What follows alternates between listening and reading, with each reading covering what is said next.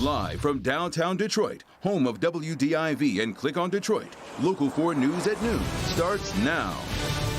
Did she lie to cover up Larry Nassar's sex abuse on Michigan State's campus? MSU's gymnastics coach Kathy Klages makes her case in a courtroom. And do you recognize these men? Police say that they robbed a man at a Detroit group home. What they did when they got to this gas station that may help police catch them. And boy, is it cold. We begin with the weather. We're talking bitterly cold temperatures on this Valentine's Day. Another reason to cuddle today. It is 17 degrees outside right now, but it feels even colder than that. In fact, we were in the single digits to 0 this morning. If you do have plans to get out and about for Valentine's Day, of course, you'll want to ultimately be inside and park close or valet. We're talking about those wind chills remaining in the 0 degrees. Paul Gross is in for Brandon with a look at the rest of our Valentine's Day. Not as bad this weekend, though, huh? Absolutely, and I'm going to emphasize one thing. This sunshine is important because let's say you go to the mall and your car is parked in the sun. I know it's cold out there, but when you get back to the car, that sun warms up the car, so it's doable. You just got to get from the car to the mall or wherever you're going. But crisp sunshine all morning long, man, this is almost not looking real. It's so crisp. But that's what happens when you have Arctic air. And think about it. We were in the low single digits just 4 hours ago. Now we're in the mid-teens. Wind chills are above 0. So we're doing a lot better than we were earlier this morning. Great shot from the visible satellite imagery. You can see the clear skies here. Some clouds are starting to release from Lake Michigan, so we'll see some of that filter in during the afternoon. And temperatures, though, just going up a few more degrees, perhaps upper teens to near 20 degrees. The wind remains light, but that still puts us at a wind chill of 0 to 10 above. We'll talk about that weekend forecast, and I'll give you your first look at next week's storm coming up in just a little bit. Rhonda? All right, Paul, thank you. This just into our newsroom. A warrant request has been presented to prosecutors for charges in the beating death of well-known Bloomfield Township hairstylist Bashar Kalabat. The suspect is a 24-year-old man, and arraignment is scheduled for 2 p.m. this afternoon. Closing arguments are underway in the trial against former MSU gymnastics coach Kathy Klages. She's accused of lying to police about what she knew about the Larry Nassar scandal. She took the stand this morning, maintaining her innocence. Jason Colthorpe joins us now in the newsroom with the developments in the courtroom this morning. Yeah, Rhonda, the prosecution went after Klages, grilling her about her memory. Yesterday, 2 former gymnasts testified they told her about being abused by Larry Nassar as gymnasts on the team. Klages has said she does not remember any conversation. The prosecution accused her of needing to lie about that meeting to protect her reputation and her career. And then she was asked about that first meeting with her team after the Indy Star article broke in September of 2016. I defended Larry Nassar. I told him that I had sent my children to Dr. Nassar and that at that point in time, I trusted Larry Nassar. And using my own words, I described it as a passionate statement supporting him. I was also very concerned about my athletes thinking Michigan State had been sending them, to somebody who could possibly hurt them, which at that time I didn't know that that was the situation. That was a point of emphasis by her defense team as well, the timeline of when she was allegedly told of the abuse by her athletes, 1997, and then sending 3 of her kids and 1 grandchild to see Nassar after that. They're saying, why would she do that if she knew? The defense is about to wrap up closing arguments here any moment now. We'll have a full wrap up at 5 o'clock, including if we have a verdict by then, Rhonda. All right, we'll be tuning in. Jason, thank you. We're going to turn our attention now to the very latest in the serial killer investigation on Detroit's east side. D'Angelo Martin was back in court for just a few minutes this morning. The court needs another psychological report before proceeding with a competency hearing. Martin faces charges of first-degree murder, and he'll be back in court later this month. Detroit police are releasing new video of 3 suspects wanted in a group home robbery that happened on Detroit's west side. Officers are telling us that the men in this video attacked a 56-year-old man at a home on Manor near the I-96 service drive and then used the victim's debit card at this gas station. Police say that a 3rd man was looking out as a lookout person. And here's a closer look at the men officers are looking for. If you think that you have seen them or you recognize them, you should contact Detroit police right away. As people are finally being allowed off of a quarantined cruise ship, there has been another sharp increase in the number of coronavirus cases in China. The official death toll is now closing in on 1,400 people. On board a cruise ship near Tokyo, more than 200 people have contracted the disease. They may be soon allowed to finish out their isolation on land, however. Janice Mackey-Freyer is in Japan with today's developments. Authorities here in Japan are scrambling to deal with the outbreak as the country has confirmed its first death from the virus. Now, their main concern, of course, is here. There were some people who were allowed to come off the Diamond Princess today to finish their quarantine on shore. These are mainly older people who have pre-existing conditions. Many others, of course, are still slogging through isolation. But there is a growing concern among people who have been confined to their cabins. They feel that it may be only a matter of time before more people get sick.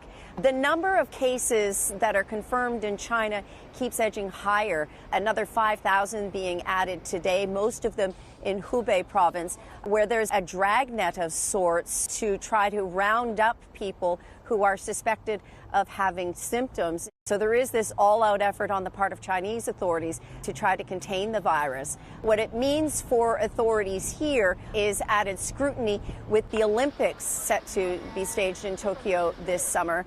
IOC officials today said that the games are still a go. There's no case for any contingency plans of cancelling the games or moving the games. That other cruise ship, the MS Westerdam, that was rejected by 5 countries over fears of coronavirus, it finally docked in Cambodia. It stayed out at sea for a full 2 weeks. More than 1,500 passengers were allowed to disembark today, and they appeared very happy to see land. Janice Mackey-Freyer, NBC News, Yokohama, Japan. Oh, I am sure they were. Meanwhile, a major stretch of I-94 is going to be closing tonight for the entire weekend. Crews are going to be demolishing the East Grand Boulevard overpass, and as a result, they have to shut down both directions of I-94 between I-75 and Gratiot. It closes at 9 p.m. tonight and is expected to reopen Monday morning at 5. I-94 is also expected to be closed next weekend for demolition as well. One other closure is lodged southbound between 8 Mile and McNichols this weekend. It begins at 9 p.m. tonight and opens at 5 a.m. on Monday morning. Prosecutors get their final word at Harvey Weinstein's rape trial today. Their main points and closing arguments to get a jury to convict the former media mogul. But first, dramatic video of a burning building collapsing on firefighters. How that firefighter managed to escape with only minor injuries is remarkable. We'll have that for you when we come back. We spend so much time driving that it becomes second nature. No matter how careful you are, all it takes is one bad driver. I know, because it happened to me. I've been there, and I'll be there for you too. Real experience. That's the Bernstein Advantage. This is the Chevy Silverado with the world's first invisible trailer. Invisible trailer? Hop in. Silverado offers an optional technology package with up to 15 different views, including one enhanced view that makes your trailer appear invisible. Wow. That's pretty sweet. That's cool. Where's the trailer though? Or GM employees with a current Silverado lease can get this Silverado Custom without optional tech package or enhanced invisible view for $199 a month. Chevy drives the Motor City. Visit ChevyDetroit.com. So statin drugs, in my firm opinion, remain one of the most important discoveries in medicine since aspirin and penicillin. And in simple terms, the role of the statin drugs is to decrease the bad cholesterol called LDL cholesterol. Function of LDL cholesterol is that it plays a primary role in forming blockages within the major blood vessels of the body. And if that happens, you're at risk of stroke, heart attack, or even limb loss in the legs.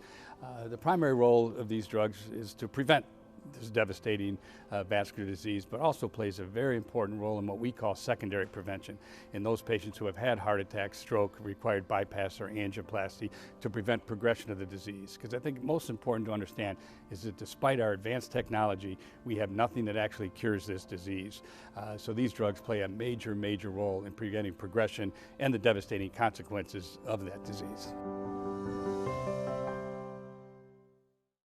Crossing the street shouldn't be dangerous, but it is. Pedestrian accidents cause serious injuries. That's why we fight to help injured pedestrians every day. Fighting and winning for people hit by cars. That's the Bernstein Advantage. 1-800 Paul Sam. The Bone Collector, he's back. The game's already begun. He's gonna panic the city. Playing his game is the only way we've ever gotten close to him. We just have to win. Lincoln Rhyme, tonight on NBC. Dark secrets in an island paradise. A trail of mysterious deaths. The bodies are piling up. A mystery unlike any other. It just gets weirder and more unbelievable.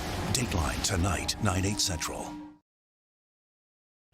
Welcome back, everybody. Here at noon, a senior U.S. official says that the U.S. and the Taliban have reached a truce that could lead to the withdrawal of American troops from Afghanistan. The agreement will lead to a 7-day reduction in violence, followed by the start of Afghan peace talks within 10 days. It covers the entire country, including Afghan forces. It's unclear how quickly U.S. troops would be removed from the country. A Dallas firefighter is recovering after part of a burning building collapses right on top of him. This happened from witnesses. That video is showing the first responder that he was literally standing near that burning building when part of the roof just came collapsing on top of him. He crawled his way from danger and was sent to the hospital with remarkably only minor injuries. No one else was hurt at that vacant building fire, and the cause of the fire is being investigated. Prosecutors are giving their closing arguments today in the Harvey Weinstein rape trial. They are focusing the jury's attention on the accusers who testified against Weinstein. The 67-year-old is charged with raping a woman in a Manhattan hotel room in 2013 and forcibly performing oral sex on another woman in 2006. Weinstein denies the charges and says any contact was consensual. He has interviewed legend after legend and made a name for himself all along the way. Now Detroit's own Ed Gordon is sitting down for an interview with us in honor of Black History Month. We'll have that for you coming up next. But first, here's Paul. Well, thanks a bunch, Rhonda. And you look back to the West, it really doesn't look like there's a whole lot coming our way. Well, there is a little something, and I mean emphasizing a little something that will impact a small part of our weekend. And then we'll have a more sizable storm early next week. We'll talk about all of that coming up after the break.